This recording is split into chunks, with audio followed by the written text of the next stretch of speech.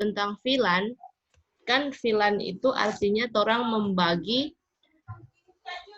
membagi jaringan ke dalam beberapa segmen yang berbeda, toh.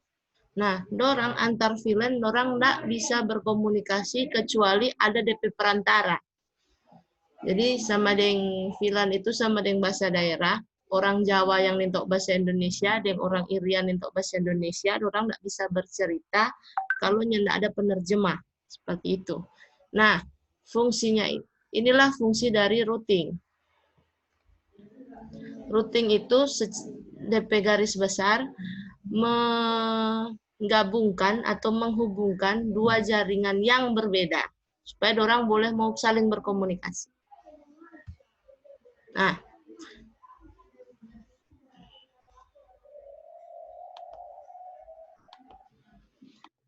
pengertian routing.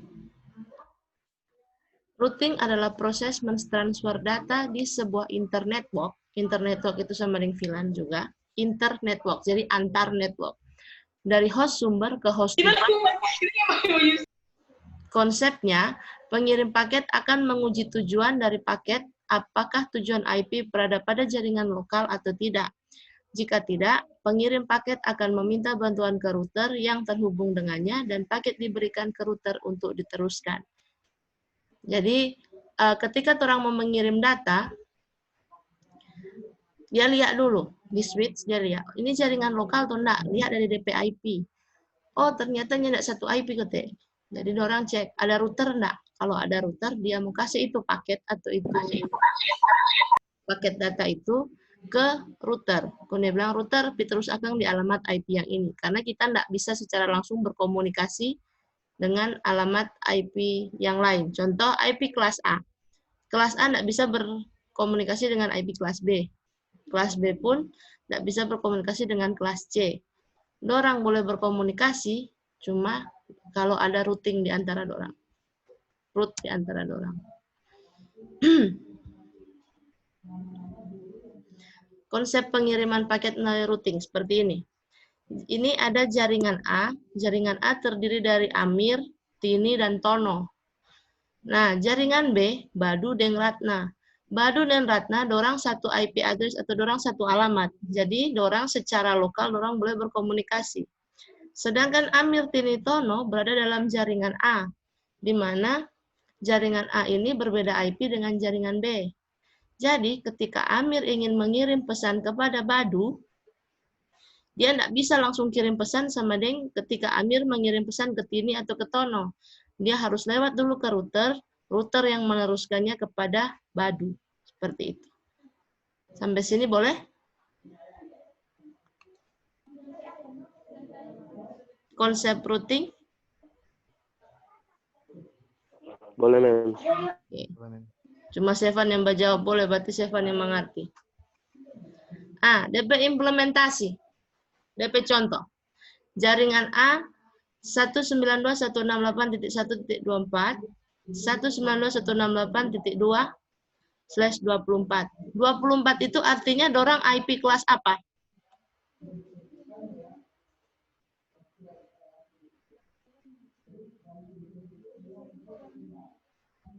IP kelas apa? Dor. A. Ngoni so diseajar IP di ASJ? Belum. Oke, IP itu terdiri dari 3. Sebenarnya 5, cuma yang 2 dia hanya dipakai di penelitian maupun di militer. Jadi yang secara umum digunakan IP itu cuma 3, yaitu kelas A, kelas B, dan kelas C. Nanti saya ingat Mem, kalau umpama hari ini materi routing ini kelar, karena Ngoni belum tahu tentang IP, nanti Mem saya ajar DP IP di pertemuan hari Senin, nih. Yang DP nama di slash yang garis miring yang di sini 24 itu menunjukkan prefix. Prefix itu apa? Prefix itu secara umum dia bilang menunjukkan dia ini kira-kira IP kelas berapa. Orang boleh mau lihat dari DP prefix. DP nama ini prefix ya. Ini /24 ini. /24 itu artinya dia kelas C. Dan kebetulan 192.168 itu IP for lokal. Cuma untuk LAN. Seperti itu. Nanti DP penjelasan hari Senin. Saya ingat Pak Mem hari Minggu. Supaya Mem kalau mau lupa Mem semua sedia DP materi. Nih. IP 192.168.1 tidak bisa berhubungan dengan IP 192.168.2. Karena apa? Dorang berbeda network. Akhirnya di dalam router, supaya dorang boleh berkomunikasi, di dalam router harus ada 2 IP, tapi harus dengan network yang berbeda pula. Contoh, di router itu harus 2 NIC, 2 NIC card, 2 network interface card. Nah, yang satu DPI NIC card IP-nya sama dengan jaringan A yang sebelah sini.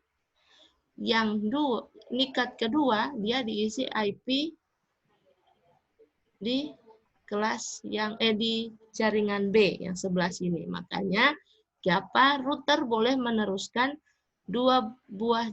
menghubungkan 2 buah jaringan yang berbeda karena di dalam router sendiri ada IP yang mewakili masing-masing jaringan.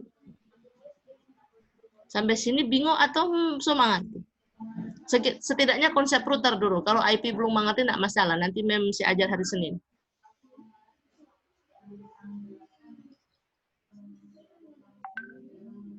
Boleh?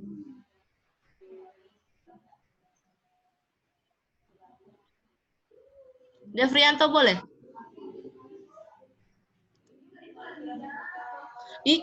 Karena ngoni pemateri AIJ, dia mau baku sambung di kelas 12.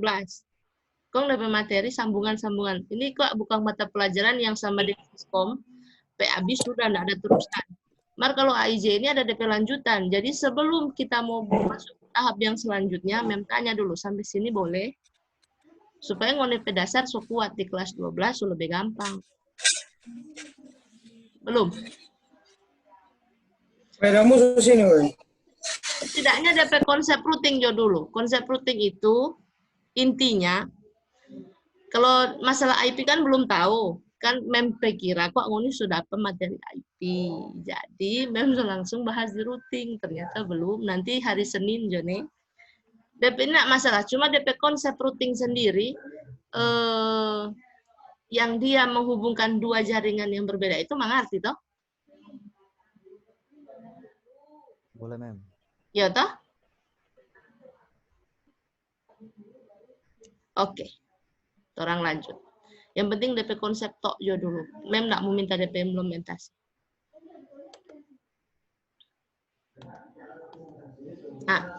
Router yang mempunyai tabel routing yang dikelola secara manual disebut static routing. Tabel tersebut berisi daftar jaringan yang dapat dicapai oleh router tersebut. Static routing dapat mempelajari jaringan yang berada di sekelilingnya secara terbatas. Bila itu hanya 2 jaringan. Tapi bila terdapat banyak jaringan, maka administrator harus mengelola tabel routing tersebut secara cermat. Sebelum orang masuk di NAT, routing itu ada 2. Routing statik dan routing dinamis. Routing statik, dia harus punya pool IP atau IP yang dijelaskan tadi.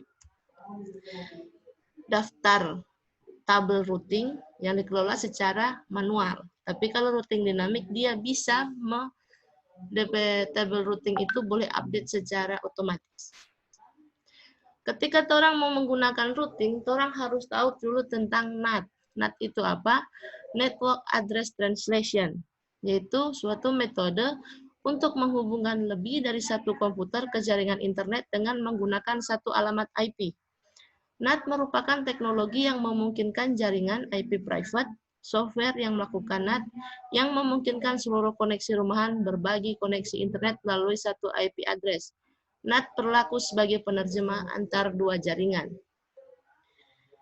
Implementasi NAT di kehidupan sehari-hari. Siapa yang punya IndiHome di rumah? Angkat tangan Jo kalau enggak mau cerita. IndiHome di rumah? Bio ada bio. Ah, itu Ada, Mem. IndiHome. Perpat Kan dia cuma dapat satu IP toh dari Telkom. Iya, Mem. Kalau mau masuk DP setting mesti Iya, masuk iya, DP iya. IP, teman. Satu IP itu disebut IP public karena itu IP menghubungkan ngoni yang di rumah situ ke internet. Masing-masing ngoni harusnya secara normal satu IP untuk satu user. Nah, karena orang menggunakan NAT, jadi dia bisa barangkali seolah-olah mengcover beberapa IP, beberapa user, seolah-olah cuma satu. Seperti itu. Ini kok kalau enggak ada DP ilustrasi kok enggak setengah mati Kang begini nu kalau ini daring pe kalah. Seperti itu. Jadi IP yang dapat dari Telkom itu dia IP public. IP yang digunakan di laptop, di HP yang terhubung dengan WiFi sekolah maupun WiFi rumah itu IP private. Dan yang menjembatani itu disebut dengan IP yang menjembatani itu disebut dengan NAT, Network Address Translation. Mem, yang tuh IP publik itu, Mem, yang tuh 1.1 tuh lebih terakhir, Mem, atau? Enggak selalu. 192.1. Enggak. Kalau 192.168 itu pasti dia lokal punya. Bagaimana perbedaan nanti waktu membahas IP satu kali. Tipe NAT. NAT itu ada dua, yaitu statik dan dinamik. Statik, translasi statik terjadi ketika sebuah alamat atau local inside dipetakan ke sebuah alamat global atau internet di outside. Alamat lokal dan global dipetakan satu lawan satu secara statik. Dinamik dengan pool atau kelompok. Translasi dinamik terjadi ketika router NAT diset untuk memahami alamat lokal yang harus ditranslasikan dan kelompok atau pool itu alamat global yang akan digunakan untuk terhubung ke internet. Jadi NAT itu ada dua, yang statik 1 ring 1. Yang dinamik 1 ring pool. Jadi kalau umpama IndiHome dia termasuk statik atau dinamik? Kalau menurut Mempe penjelasan tadi. Nima deh.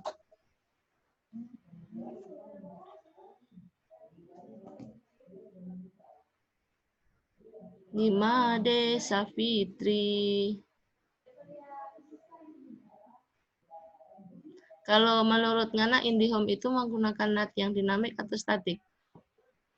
Ya dapat dengar sampai suara?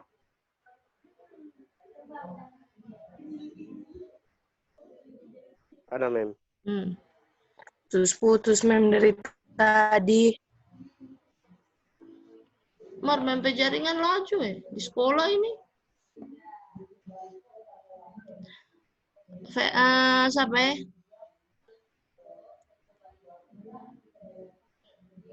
Teo Kakombohi. Dari penjelasan tadi, kira-kira IP NAT yang digunakan di IndiHome itu termasuk yang statik atau dinamik?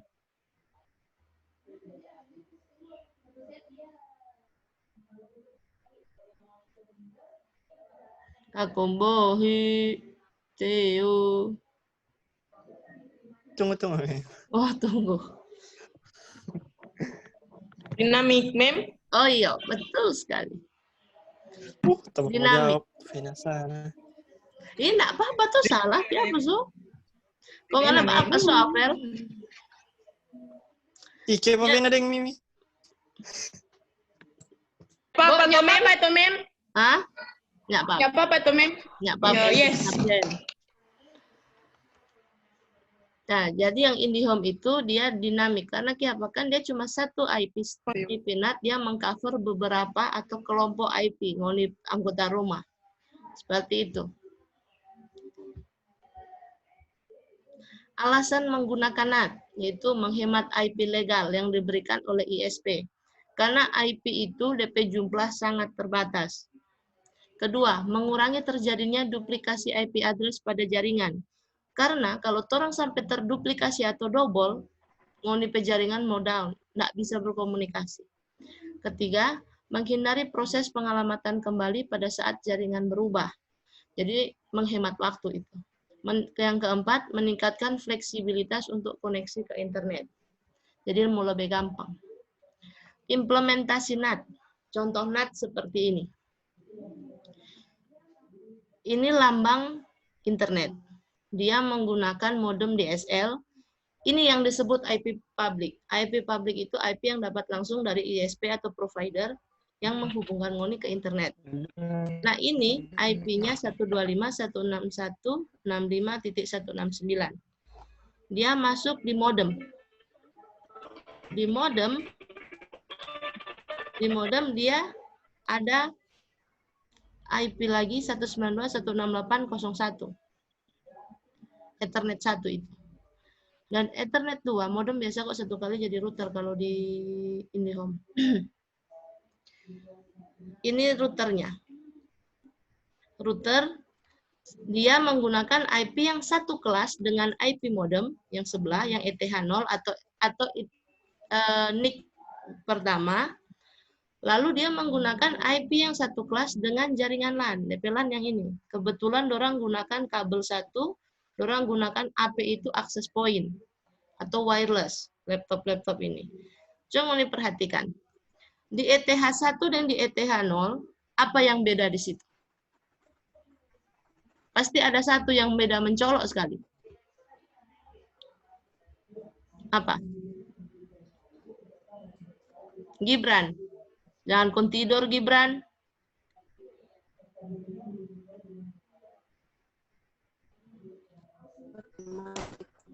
Apa DP beda ETH0 dengan ETH1?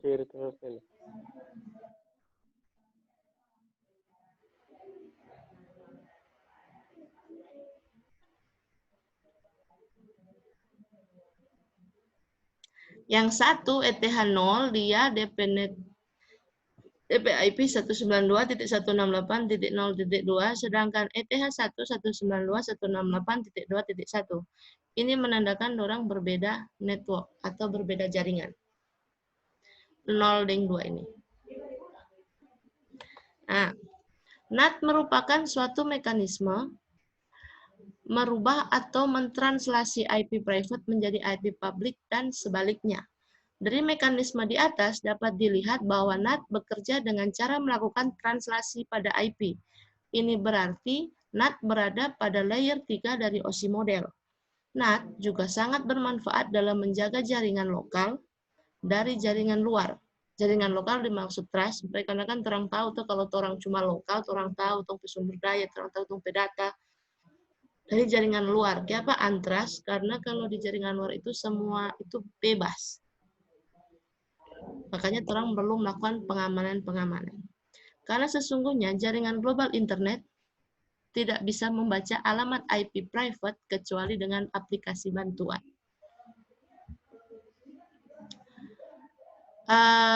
Torang sampai sini. Yang proxy torang bahas berikut. Atau sekelar Jo? Mat takutnya begini. Proxy mau bahas setelah torang belajar IP.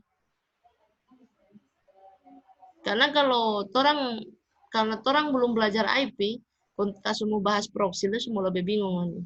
Jadi torang sampai sini, DP tugas dikumpul hari Senin. Nanti mem kasih dudet hari Senin di classroom.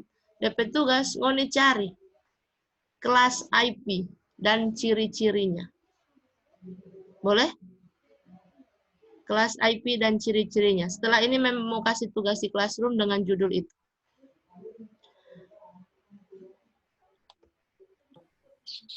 Nah, sebelum torang akhiri, yang masuk cuma 18 orang. Yang izin 2. Ya, Mami. Silahkan ngoni isi absen di sini. Ya, baca. Sebelum torang akhiri, silakan isi absen dulu. Silakan isi absen dulu. Terbuka apa ini? Yang isi tadi mau isi ulang? Enggak. Yang so isi enggak usah isi ulang, cuma yang baru datang tadi. Siap. Kalau sudah, Mem. Kalau sudah ya sudah, no. Dan jangan lupa ya hari Senin bilang Pak Mem. Saya IP address nih. IP address dan subnetting.